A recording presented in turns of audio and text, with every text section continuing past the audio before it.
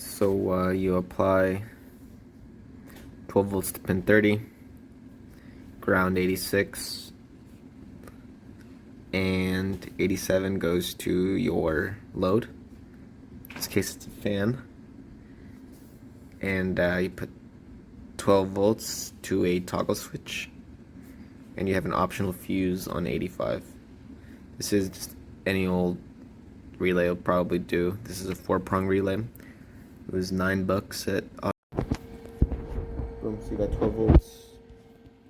Break the line to your switch. It's this over here. I have a multimeter between the top and a ground. Yeah, so let's just demo it. I'm gonna flick the switch on.